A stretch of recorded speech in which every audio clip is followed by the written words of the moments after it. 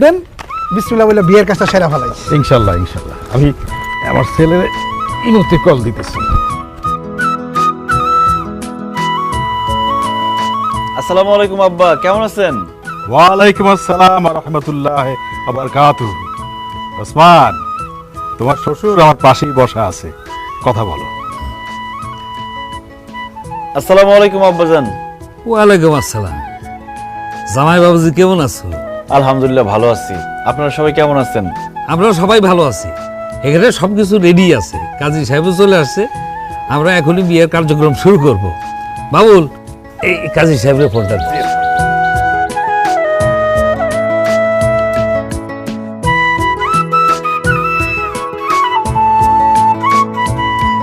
আসসালামু আলাইকুম কাজী সাহেব। ওয়ালাইকুম আসসালাম। বাবাজি, 6 মাস পর যেহেতু বাড়িতে এসে অনুষ্ঠান করবা, তো 6 মাস পরেই বিয়েটা করতা, টেলিফোনে করার কি দরকার? আসলে কাজী সাহেব, বকুলের ছবি যখন আমি দেখছি, প্রথম দেখাতেই বকুলকে আমার ভালো লেগে গেছে।